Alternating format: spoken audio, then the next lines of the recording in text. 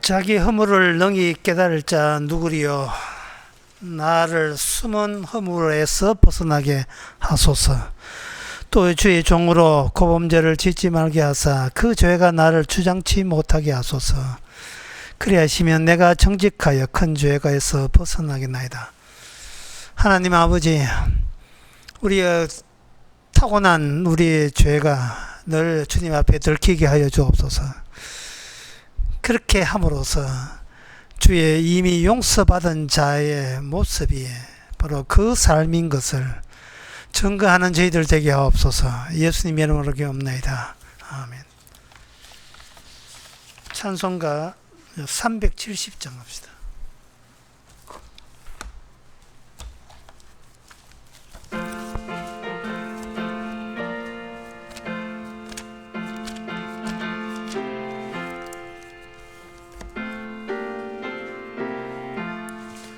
어두운 밤 시대리니 내 직분 지켜서 찬이슬 맺힐 때에 적시 일어나 해 돋는 아침부터 힘써서 일하라. 일할 수 없는 밤이 속히 오리라. 어두운 밤 시대리니 내 직분 지켜서 일할 때 일하면서 놀지 말아라. 낮에는 골몰하는 쉴 때도 오겠네. 일할 수 없는 밤이 속히 오리라. 어두운 밤 시대리니 내 직분 지켜서 지는 해 비킨 볕에 힘써 일하고 그 빛이 다하여서 어둡게 되어도 할 수만 있는 대로 힘써 일하라. 이 시간 한 마음으로 기도합시다. 기도 제목은 평소에 사람들의 인간들의 모든 행위 하나하나가 어떤 하나의 목표로 쏠려서 모이는 방식으로 나타납니다. 어떤 행동을 해도 하나의 의도하는 바, 기대하는 바, 원하는 바, 바라는 바, 그것으로 다 꾸역꾸역 모여들게 말인데, 우리가 알아야 될 것은 그 목적이 과연 그 나라 의에 관한 것인가, 그 나라 의를 위한 것인지, 그게 유일한 목표인지를 돌아볼 수 있도록 다 같이 기도합시다.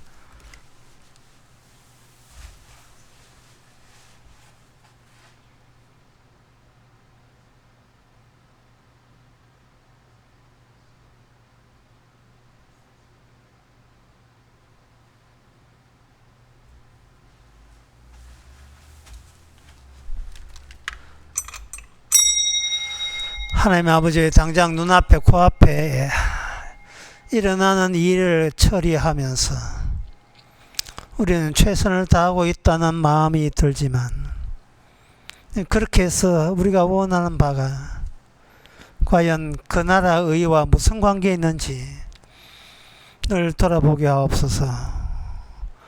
자기만의 삶의 목표, 자기 인생의 편안함, 그것으로 끝이지 않게 해주시고 하나님의 그 나라 의를 위한과 연관되어 있고 관련되어 있는 그러한 일을 하게 하여 주시옵소서.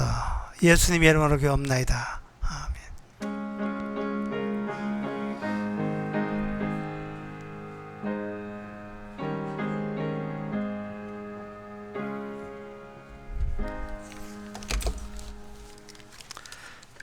하나님의 말씀 보겠습니다. 하나님의 말씀은 열왕기하 8장 7절에서 9절까지입니다.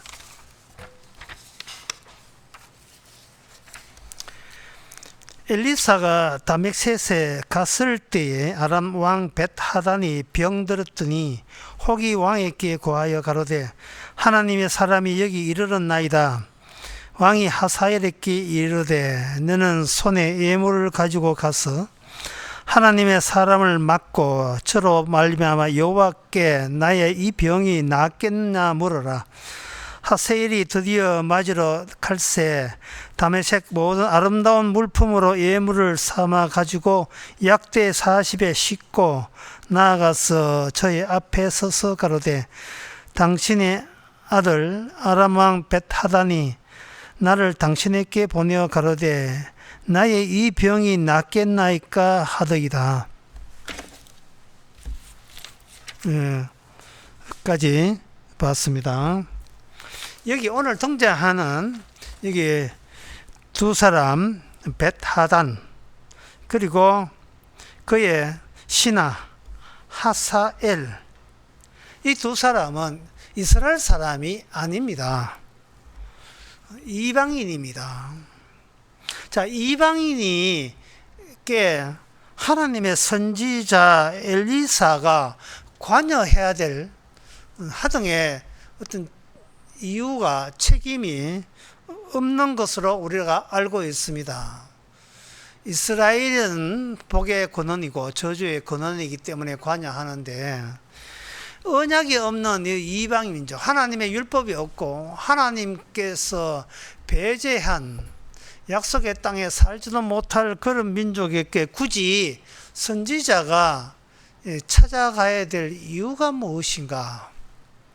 왜 하나님께서는 선지자로 하여금 이 이방 나라 다메섹에 가게 하셨는가?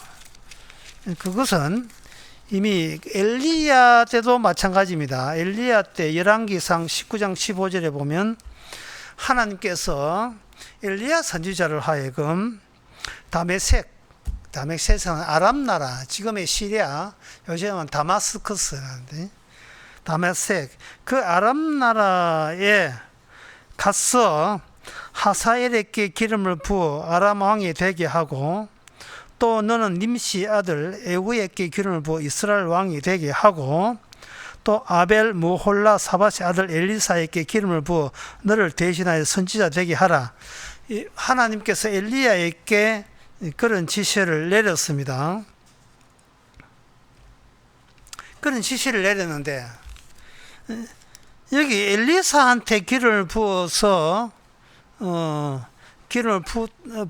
가는 것은 곧 이루어졌어요. 그 뒤에 엘리사가 엘리야에게 기름 부음을 받고 선지자가 됐는데 여기에 하사엘에게 기름을 부어 이거는 정식으로 왕이 되는 것은 아니고 앞으로 네가 왕이 된다는 그 징조를 약간 보여준 거. 그리고 에후에게 기름을 부어 라고 했는데 이 에후라는 것은 열왕기 하 9장에 가야 9장 10장에 가야 그 에후라는 사람이 설치되고 이렇게 열심으로 활동하고 됩니다. 자, 그러니까 여기서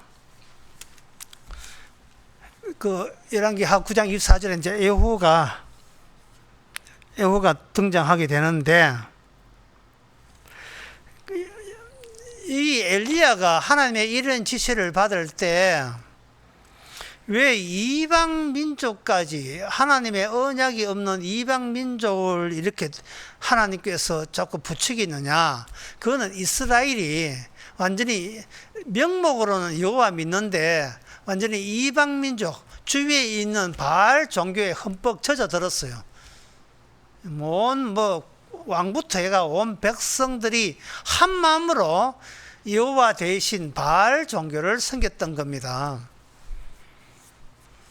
따라서 하나님께서는 이스라엘에게 그동안 약속의 땅에 지금 살게 하시고 하나님께서 이스라엘에게도 율법을 줬기 때문에 하나님께서 이게 회초리가 필요하죠. 오늘 좀 맴매해야 되겠다. 어때 회초리 하나 내가 만들어야 되겠다. 그 회초리가 아람 나라예요. 아람 나라. 그런데 그 아람 나라가 어떻게 회초리 역할을 할 수 있느냐?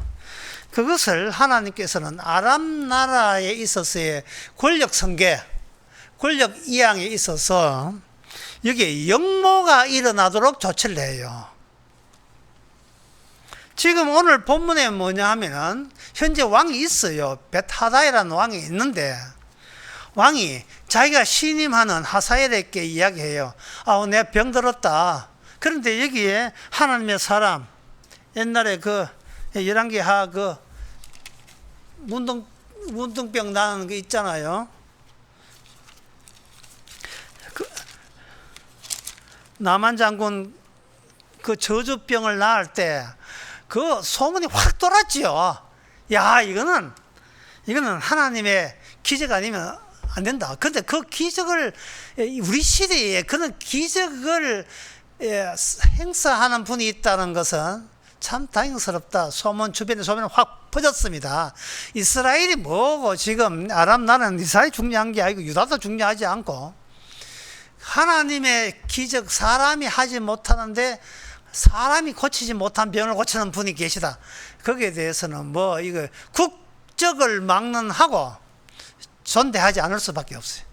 야, 참 저분은 우리 보통 인간이 아니다. 그런데 이제 드디어 이제 자기 쪽에서 병이 온 거예요. 벳하단이 병이 났다. 병이 났으니까 하사엘을 보내가지고 신임하는 자를 보내서 네가 예물 잔뜩 들고 가가지고 낙타 40마리의 재물 신어서 엘리사 찾아가가지고 내가 병이 낫겠습니까? 안 낫겠습니까? 낫는다? 안 낫는다? 이 부채도사 하듯이 그렇게 물어보러 갔어요. 갔을 때에 엘리야가 답변하는 게 묘합니다. 참 답변을 참 묘하게 해요. 10절에 나옵니다. 엘리사가 가로되 너는 가서 저에게 구하기를 왕이 정녕 나으리라. 왕이 낫는다. 이걸 벳하단 당사에게 이야기 못해서, 왜냐하면 병들어 자기 집에 병들어 누워 있으니까 병을 직접 못 들어요. 그러나 여호와께서 저를 정녕 죽으리라 하셨다. 이 문장이 성립되는 거예요. 예? 몸이 아파서 한의원에 침 맞으러 가는데 의사 선생님이 침 맞고 낫겠습니까? 정녕 낫는다. 아이고 감사합니다. 정녕 죽는다. 그러면 그 한의사에서 나와는 정녕 낫는다도 말도 맞는 말이고 정녕 죽는다는 말도 맞아요. 누구한테? 이방인에게. 하나님의 말씀도 없고 하나님의 언약도 없고 지 병이나 걱정하는 인간들에게 병은 나을 수 있어요. 그러나 지옥 가는 것은 철회 못합니다. 지옥 가는 철회 못합니다. 네가 말하는 수준, 내 병이 낫겠습니까? 안 낫겠습니까? 그 병 낫다 안 낫다 그 정도 레벨에 맞춰서 답변해 줄게. 네 병 낫는다. 아이고 고맙습니다. 잠깐 기다려. 너가 주인 죽는다. 요 죽는다는 레벨은요, 이런 답변을 지금 애초부터 벳하나니 선지자님, 내가 죽겠습니까? 안 죽겠습니까? 지금 그런 질문을 한 게 아니고 병이 낫겠습니까? 안 낫겠습니까? 그런 질문 왔다고요. 육적인 질문이죠. 그런데 죽는다는 말은 엘리사 입에서 영적인 이스라엘의 언약적 관점에서 너는 필히 죽는다는 이야기를 한 겁니다. 사람 태어나서 늙으면 다 죽겠지. 지금 우리가 그렇게 생각해서는 안 돼요. 왜 그렇게 생각해서는 안 되냐 하면은 그 뒤에 엘리사의 그 행동 때문에 그렇습니다.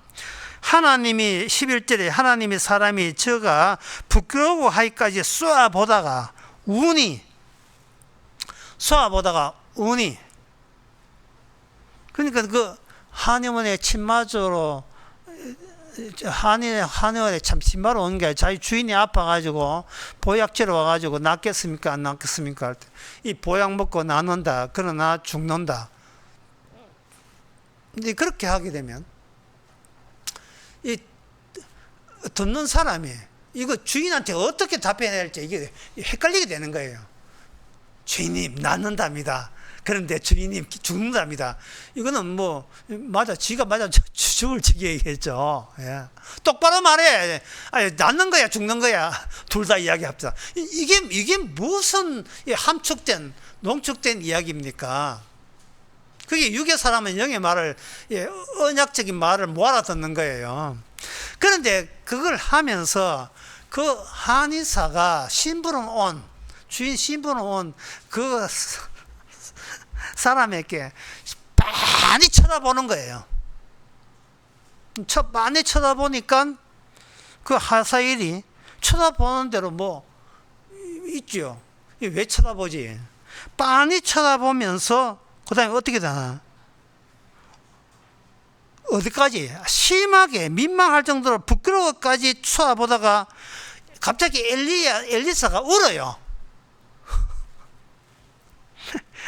엘리사가 우니까 지금 그 신부는 하사엘은 지금 엘리사하고 대화 중에 있잖아요. 그 상대방이 무슨 행위를 할 때는 그 취지를 빨리 체크해야 되거든요. 알아채야 된다고요. 근데 지금 많이 쏴보는 이유도 모르겠고, 그리고 말씀도 안 하시고 혼자서 울잖아. 혼자서 우니까 도대체 무엇 때문에 하사엘은 무엇 때문에 우는지는 몰라요. 자, 이야기 다시 해봅시다. 하사엘이 우리 주인의 병이 낫겠습니까 안 낫겠습니까? 요거 병 낫는다 안 낫는다? 엘리사의 답변은 세 가지에 난해한 답변을 줬어요. 너 낫는다 죽는다. 요거 낫는다 죽는다. 그 다음에 그게 낫겠습니까? 그 한 가지, 죽는다 두 가지, 빤히 쏘아보다가 운다 세 가지. 이 세 가지를 조합해 보세요. 이 세 가지를 조합해 보라고요. 의미가 통하도록. 그 현장에 우리가 있다면, 이런 영화가 상영되고 있는데 거기에 우리가 관객으로 앉아 있다면 도대체 이 감독이 연출가가 지금 무슨 뜻으로 이걸 했는지 여기서 해놓고 이야기 끝. 영화 끝났어요. 자, 이게 이제 이걸 일단은 이걸 풀어야 돼요. 이걸 오늘 말씀 나왔으니 풀어야 되는데 일단은 뭐냐면 아람 나라는 못 풀어요. 풀 수가 없습니다. 그런데 12절에 보니까 이제 풀 수 있는 그 낌새를 주시는데 하사엘과 내 주에 어찌하여 우십니까? 이제는 하사엘과 이제 단독으로 이제 주인 베사단 그 병을 치우고 이제는 하사엘과 엘리사가 단독으로 대화합니다. 왜 우십니까? 너가 이스라엘 자손에게 행할 모든 악을 내가 암이라. 저가 저희 성에 불을 놓으며 장정으로 칼을 죽이며 어린아이를 메어치며 아이 벤 부녀를 가리리라. 그러니까 하사엘이 이게 지금 주인 베사단 보고 이야기하는 것이 아니고 베사단 신부로 온 나하고 뭔가 관련되어서 아까 쏘아보고 울고 하시는구나.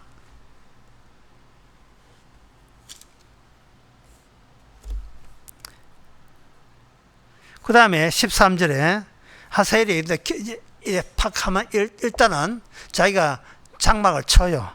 아주 겸손한 척 한 다음에 하사엘아 당신의 개 같은 종이 무엇이간데 이런 큰일을 행하겠습니까? 엘사가 대답하되 여호와께서 너가 아람 왕이 될 것을 내게 알게 하셨느니라.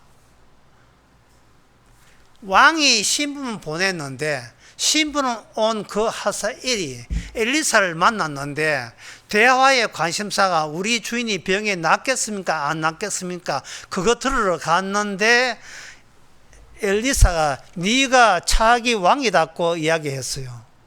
그 네가 차기 왕이다. 야, 축하한다. 앞으로 북이스라엘과 잘 지내. 네가 아람 나라 저거는 죽을 거야. 네하고 잘해보자. 이렇게 반갑게 앙수하면서 해야 될 텐데, 그렇게 되면 뭐가 틀어지냐 하면은 딱 쳐다보면서 우는 이유가 하고, 우는 이유와 이게 충돌을 일으켜요. 보면서 우는 이유와. 이거는 뭐냐 하면은 엘리사가 하사엘의 이 신분 온 사람이 호시탐탐 주인 벳하단을 살해하는 역모에 대해서 마음에 품고 있다는 것을 알았던 거예요. 그리고 역모로 끝나는 것이 아니고, 네가 왕이 아직 물러주지도 않은데, 왕이 아프기나 말기나 지금 살아있는데 강제로 자기의 욕망 때문에 왕을 죽이고, 네가 왕이 됐고, 그 다음에 왕이 된 입장에서 북이스라엘을 향하여 모든 악한 짓을 하는 것까지 이미 엘리사가 꿰뚫고 있었던 겁니다. 그래서 그 15절에 그 이튿날 하사엘이 이불 물에 적시어 왕의 얼굴을 덮으며 왕이 죽은지라 그가 대신하여 왕이 되는. 여기서 여러분들이 어려운 거 하나 일단은 거치고 넘어갑시다. 사후 효과란 게, 사후 효과, 일이 마치고, 사후 일이 마치고 난 뒤에 비로소 등장하는 효과, 그게 사후 효과예요. 근데 그 사후 효과를 일이 터지기도 전에 미리 엘리사가 알았다는 것은, 하사엘이라는 이 사람이 양반이 자기 주인 강제로 죽이고, 그것도 비계가 입을 가지고 물에 적셔 가지고 살해하고 역모를 꾸미고 권력을 쟁취하고, 그 다음에 그렇게 선왕을 죽이면서까지 왕이 된 자가 해야 될 일까지 엘리사가 이미 미리 하나님에 의해서 미리 알고 있었던 거예요. 따라서 엘리사가 어떻게 행동하고 어떤 마음이 있느냐 하는 것은 어디까지나 하나님의 일을 벌리시고 나중에 나타난 결과, 사후 효과가 그 벳하단 그리고 하사엘, 그게 오늘날 우리까지 다 이게 할당되는 거예요. 할당되는 거. 국화빵 굽을 때 보세요. 그 뺑뺑이 도는 거 해놓고 밀가루 했고, 밀가루 탁탁 판 적이 없고, 그 다음에 뭡니까? 앙콜 하나씩 할당하죠. 니는 이렇게 살아, 니는 인생이 이렇게 돼야 돼, 할당하듯이. 그 할당이 뭐냐? 주께서 일으킨 일의 결과예요. 사후 효과예요. 사후 효과. 이걸 그 엘리사 선지자가 이미 알고 있었던 겁니다. 그러니까 좀 어렵게 말해서 이 하사엘, 벳하단, 그리고 보통 인간들, 우상성는 보통 인간들, 이 인간들은요, 자기는 현실, 실제 뭐 이렇게 이야기하지만 전부 다 그 현실도 아니고 실제도 아니고 환상이에요. 인간은 항상 환상 속을 통과하면서 그게 환상인 줄 몰라요. 이게 내 힘으로 실제로 했다는 거예요. 내가 입을 들고 우리 산에 가서 그냥 안 죽을까 싶어서 물에 적셨다. 그럼 물에 적실 때 누가 했어요? 자기가 물에 적셨겠지요. 이거는 본인이 행동했기 때문에 이걸 누가 환상이라 합니까? 누가 꿈이라 하겠습니까? 실제로 행동했는데. 그런데 주님의 사후 효과에 보면 이거는 자기 아이디어가 아니라 주께서 네가 반드시 그렇게 된다는 이야기예요. 한번 정리해 봅시다. 벳하단이 병에 걸렸어요. 벳하단이 병에 걸려놓고 엘리사에게 이 병에 낫겠냐 안 낫겠냐, 그걸 엘리사에게 왜 묻습니까? 이걸 묻는다는 자체가 지금 내게 병 걸렸다는 내가 생각 못한 이것은, 이 병은 자기가 예상 못한 환상이에요. 이 환상에 대한 처리는 그 나만 장군의 저주스러운 문두병을 낳았던 환상전담반 선지자가 담당할 몫이라 해서 자기 병이 낫겠냐 안 낫겠냐 물으러 엘리사한테 갔잖아요. 갔는데 그 심부름한 그 하사엘을 그 사람도 문두병도 안 걸리고 병도 안 걸렸지만 그 사람은 자기가 하는 행동은 이거는 행동도 주님의 여호와에 의한 사후 효과 속에 똑같이 들어있어요. 문둥병이나 병 걸린 자나 병 안 걸리잖아. 자기의 미래와 운명은 자기 손에 달려있지 않는 겁니다. 그런데 그걸 왜 엘리사가 그걸 알고 딱 쳐다보느냐 이 말이죠. 나는 네 미래를 안다 딱 쳐다보고서 하는데 왜 우시느냐 이 말이에요. 왜 우느냐 이 말입니다. 그것은 인간 세계 수평적으로 권력을 이양한다니 권력 이동할 때 인간적인 생각, 언약이 없고 하나님의 약속이 없고 하나님과 관계없는 인간들은 이게 죽음이라는 그 폭력을 경유해서 권력을 이양하는 경향이 있다는 거예요. 그리고 하세엘이 전에 엘리야가 그런 이야기 했잖아요. 네가 왕이 된다. 그렇게 왕이 된다는 것은 하사엘이 엘리야를 통해서 알았는데 성질이 급한 거예요. 언제 권력 이양 언제 해주는데 답답해. 답답해. 내가 차라리 이브에다가 물적시 가지고 어차피 이양할 건 내 힘으로 치르자. 근데 그 하사엘이 자기의 행동이 환상인 줄 모르는 거예요. 그거는 누구의 계획 안에 이미 포함이 되어 있었어요. 인간들의 수평적인 권력 이동에 있어서는.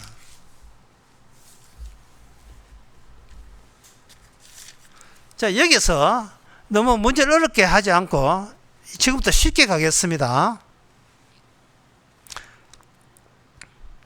선지자가 죽음에 관해서 하나님께 이렇게 예언을 듣는 것은 인간들의 삶이 환상이에요. 그 꿈 같은 거예요. 꿈 같은데 실제로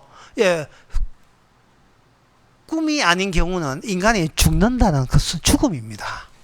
인간이 죽는 것은 본인이 알아서 죽는 경우가 별로 없거든요.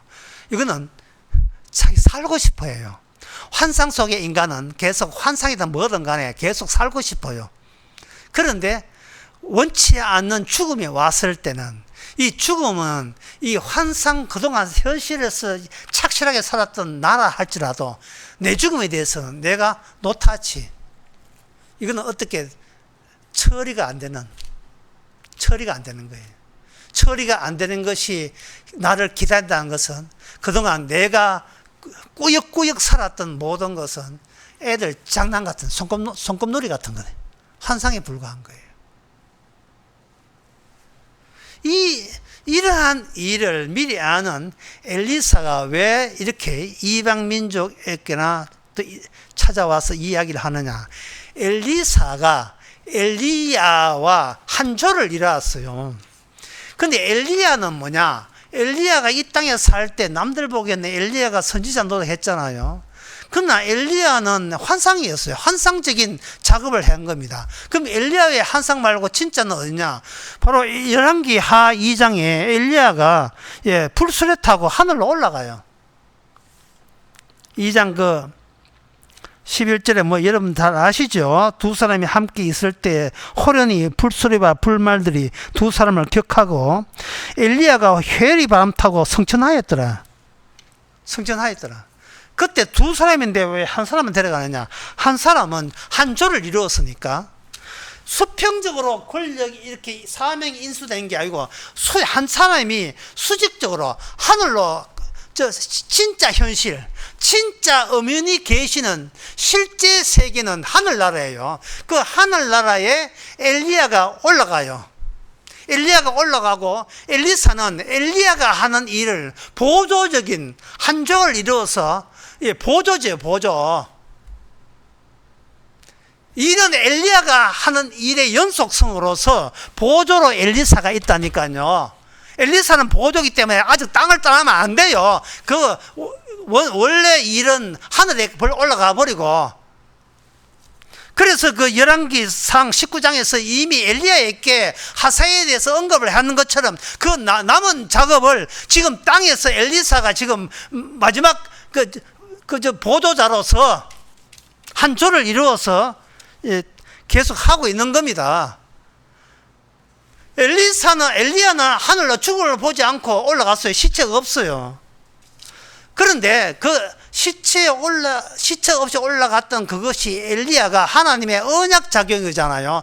실제 망상이 아니고 환상도 아니고 실제로 하나님께서 일하시는 그 일이 지상에서 작업할 때는 무엇을 반드시 교체해야 되냐 하면 죽음이라는 것을 남기면서 일이 진행이 돼요. 죽음이라는 거. 왜?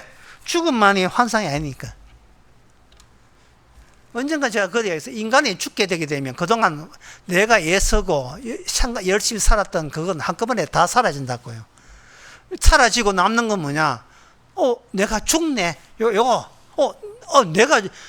내가 곧 죽네. 지금 내가 죽어가고 있네. 요것만 딱 남지. 죽기 전에 내가 뭐 얼마나 잘하고 애를 얼마나 잘 키우고 이런 것은 돈을 얼마나 벌고 다 날아가는 거예요. 왜냐하면 언약이 지상에 실현될 때는 두 종류의 죽음이 있어요. 하나는 언약이 없는 인간들의 죽음과 언약이 계시는 예수님의 죽음, 이 두 종류밖에 없어요. 두 종류 가운데 예수님의 죽음은 빈 무덤이 되어서 사흘 만에 영생을 얻는, 영생을 더하는 문으로서의 죽음이고, 나머지기 인간의 죽음은 심하이지 뭐. 소용없어요. 산 것도 환상이고 인간이 죽는 것도, 그거는 주님의 죽음 비하면 그건 아무것도 아니에요. 지금의 사회는 뭐 선왕주의고 나도 왕이다 하고 까부럭대고 있지만 그거 전부 다 꿈 같은 거예요. 아무 소용, 권력 이양해도 아무 소용 없어요. 그거. 지금 엘리야 보세요. 엘리야는 저 구름 타고 갔잖아요. 저 하늘나라 갔잖아요. 불소리 타고. 우리는 지금 뭐 하고 있어요? 그래. 우리는 월드컵 축구나 바라보고 있을게.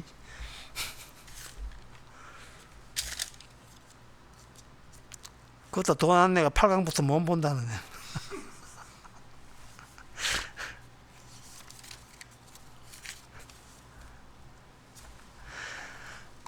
여기에서 그러면 여기 우리가 알아야 될 문제는 이제 딱 나오죠. 세상에서 인간 대 인간밖에 없는데, 우리가 뭐 하늘에서 불소리 내려올 것도 아니고, 어떻게 환상 속에서 벗어나서 죽기 전에 실제 세계로, 육에서 영의 세계로 올라갈 수 있습니까? 이제 그 문제가 남아있는 거예요. 그 문제에 대해서 해답은, 그게 엘리야가 타고 올라갔던 그 수레가 무슨 수레냐면 언약이에요. 언약. 하나님의 언약입니다. 언약이라는 것이 엘리야를 그동안 꽉 잡고 왔다는 거예요. 그러면 오늘날 언약에 의해서 잡힌 사람이 있을 거예요. 언약에서 잡히려면 그 언약이 어떤 효과가 있어야 되냐 하면, 죽더라도 사흘 만에 살아나는, 그는 부활의 영으로 작용하는 그런 언약에 붙잡힌 사람. 이 사람이 영적인 사람이에요. 들어보니까 우리가 신약 성경에서 많이 봤지요. 많이 들었잖아요. 누구든지 그리스도 영이 없으면 그리스도 사람이 아니라. 왜 신약 로마서 8장에서 왜 그런 이야기를 합니까? 그 신약의 로마서 8장 그 이야기 하기 전에 구약이 지금 우리는 엘리사 그 시대로 지금 시대를 보고 있어요.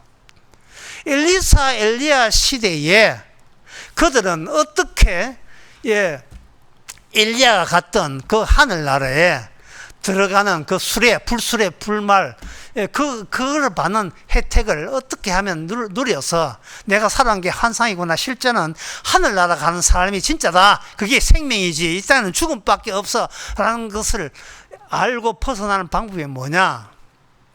그걸 지금부터 설명해 드리겠습니다. 어느 병원에 동시에 애를 3명 낳았어요.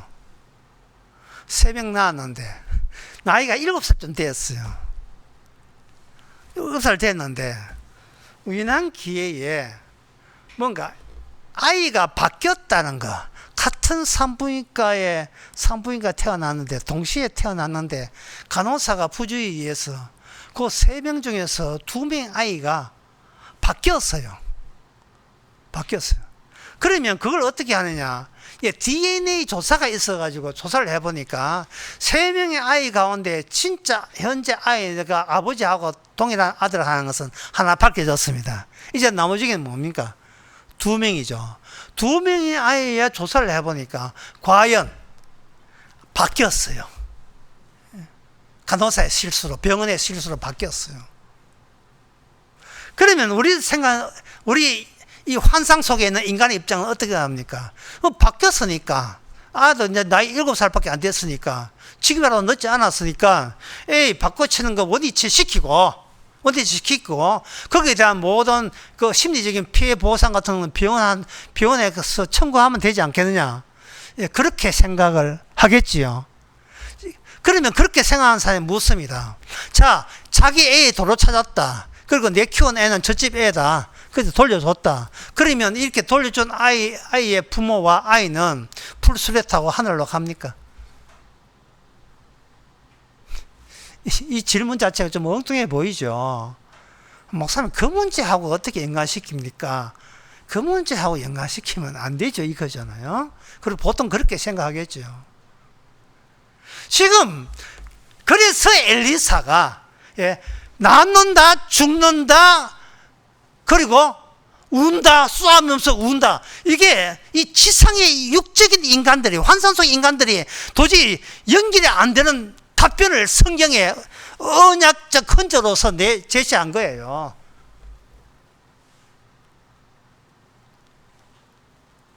그걸 둘이 자리가 바꾼다고 해서 우리가 하늘나라 갈 수 있는 게 아니에요.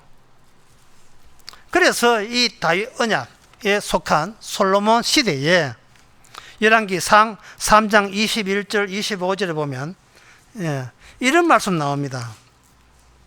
앞에 생략하고 두 여자가 거의 동시에 애를 낳았는데, 잠을 자고 있는데 한 여자가 뒹굴러 가지고 밤에 굴러 자기 애를 죽였어요. 죽이고 난 뒤에 보니까 자기 아이가 죽었거든요. 후딱 자기 죽은 애를 저 옆에 있는 자기 동료한테 넘기고, 그 동료의 아기는 자기 옆에 다 해가지고 모른 척하고 아침에 눈 깼어요.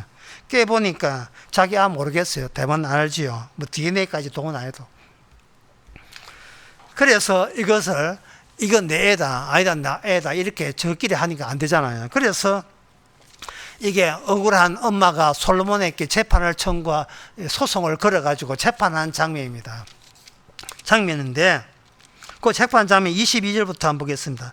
다른 계집은 이르라 아니라 산 것이 내 아들이요 죽은 것은 내 아들이라 하고, 이 계집은 이르되 아니라 죽은 것이 내 아들이요 산 것이 내 아들이라 하면 왕 앞에 그와 같이 쟁론하는지라. 왕이 가로되 이는 말하기를 산 것은 내 아들이요 죽은 것은 내 아들이라 하고, 저는 말하기를 아니라 죽은 것은 내 아들이요 산 것은 내 아들 한도다 하고, 또 가로되 칼을 4개로 가져오라. 칼을 4개로 가져오라 하니 칼을 왕의 앞에 가져온지라. 왕이 이르되 산 아이들 둘로 나누어 반은 이에게 주고 반은 저에게 주라.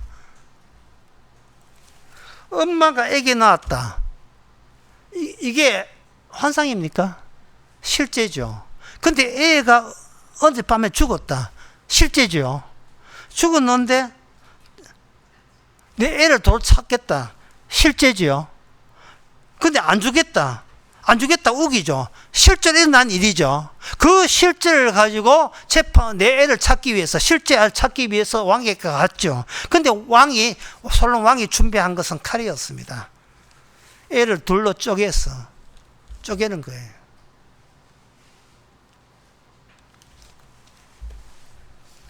그렇다면 이 애를 쪼갠다고 해서 두 여자가 불술에 타고 하늘로 올라갈 수 있느냐 하는 문제예요.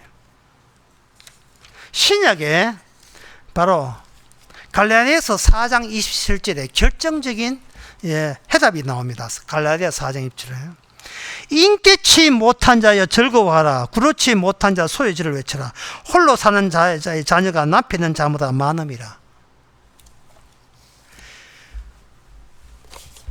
엘리사가 하사엘에게 쏘아보잖아요. 쏘아본다는 것은 쏘아보고 그 다음에 울었어요. 이것은 권력욕에 도취되어 있는 그 하사엘이 선왕 죽일 때 어떻게 죽이고 지가 왕이 되고 난 뒤에 이스라엘 백성에게 어떤 악한 짓을 할 것을 한꺼번에 주바닥을 쫙 아니까 우시는 거예요. 누가복음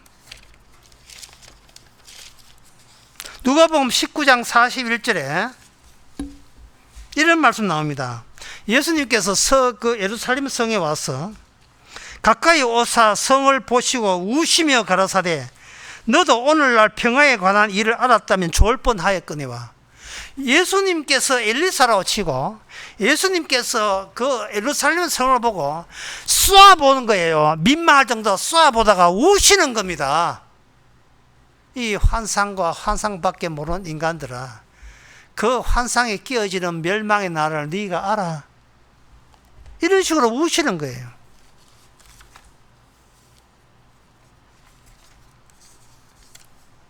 로마서 9장 1절에서 3절에 사도 바울도 비슷한 그 태도를 보여줍니다. 내가 그리스도 안에서 참말을 하고 거짓말을 아니하노니 내게 큰 근심이 있는 것과 마음에 거치 않는 고통이 있는데 그것은 뭐냐? 내 혈육 친척들이 예수를 안 믿어 지옥 가는 걸 보고 내가 가슴 아프다. 그들이 차후에 천국 갈 수 있다면 내가 대신 지옥 가겠다. 그 이야기. 내가 저주받아서 지옥 가는 한이 있더라도 이 인간들이 이 지옥 속에서 태어나서 지옥 속으로 살다가 결국 지옥으로 간다는 것을 좀 알았으면 좋겠다 하는 고통을 로마서 9장 1절에서 3절에서 표현하고 있어요.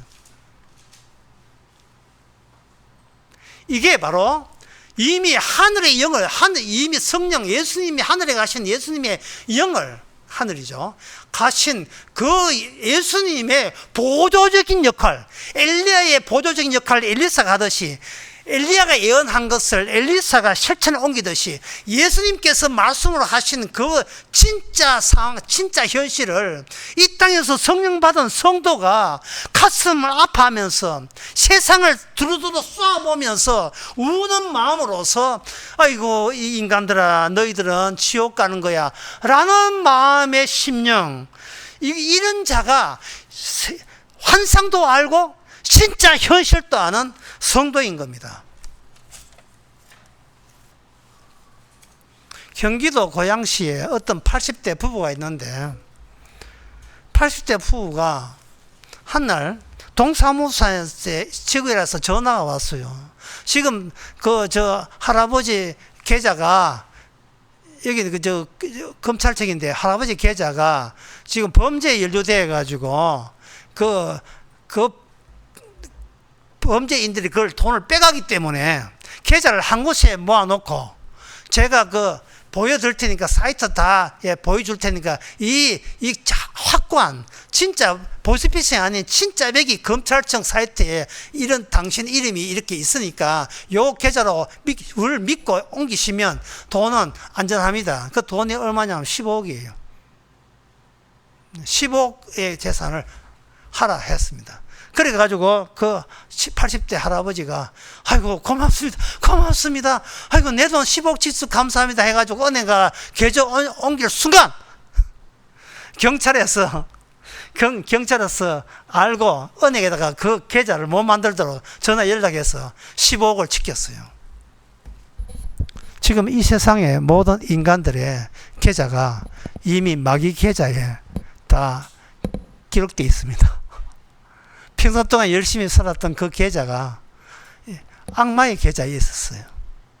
악마의 계좌, 지옥 갈 계좌에 사람들은 매여서 합니다.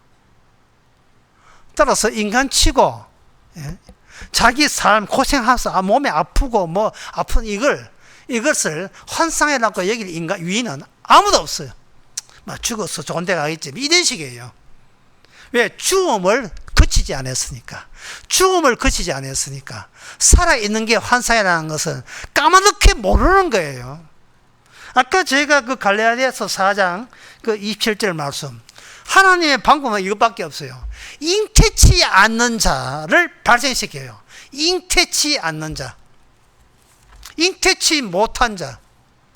잉태치 못한 자가 잉태치 못했으니까 아예 태어나지 말아야 된다는 것이 우리네 상식인데, 육에서 잉태치 못한데 주의 영에 의해서, 이미 하늘에 계신 예수님의 영에 의해서 새롭게 잉태된 자가, 그 자들이 이 땅에서 하늘나라에 이미 영이, 생명이 거가 있는 그런 사람으로서 변모되어서 이 땅에 남은 육신을 가지고, 이 땅이 환상이며 모든 인간은 악마의 계좌에 이미 돈 다 날리고 있다 이 말이에요.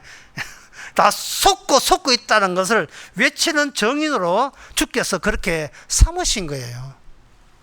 끝으로, 그렇다면 내가 과연 성령 받아서 이미 생명에 소속되어 있는 사람인지, 그렇지 않는 사람인지, 그걸 어떻게 그걸 구분할 수 있는가? 구분하는 것은 제가 여러 가지 있지만, 로마서 14장 8절을 가지고 말씀드리면 이렇습니다. 로마서 14장 8절에 우리가 살아도 주를 위해서 살고 죽어도 주를 위해서 죽나니, 그 다음 기절입니다. 그러므로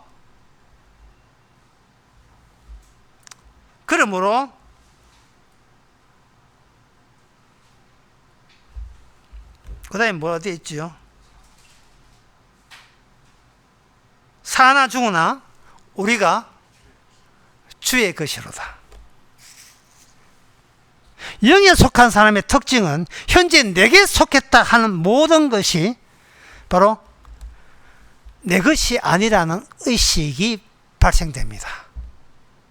내게 있는 모든 것, 내가 어릴 때부터 있었던 모든 것이, 이거는 사후 효과에 주께서 내 사람이 되어야 한다는 것 때문에 미리 깔아놓은 밑밥들이에요.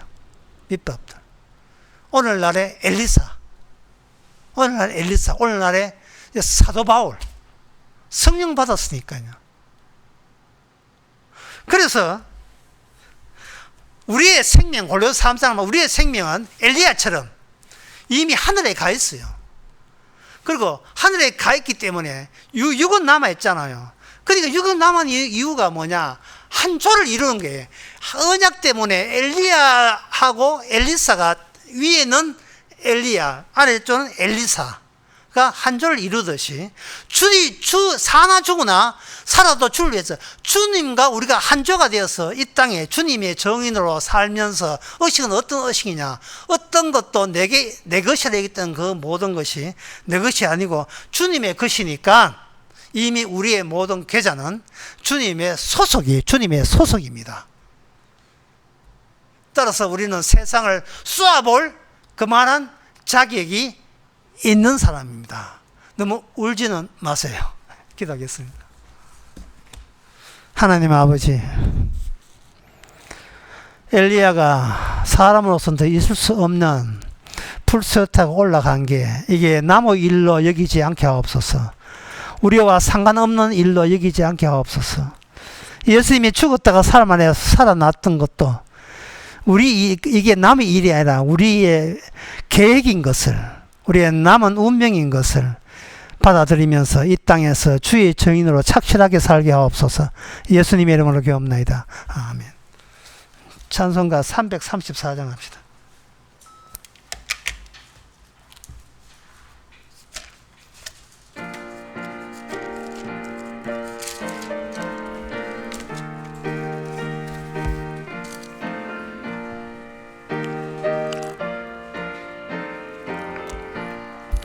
아버지, 이 죄인을 용납하여 시고 아드님의 이름으로 구원하여 주소서.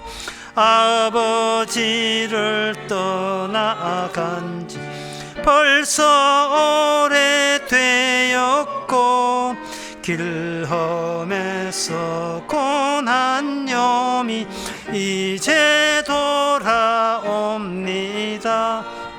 전에 하던 헛된 일을 원통하게 여기고 겸손하게 엎드려서 용서하심 빕니다.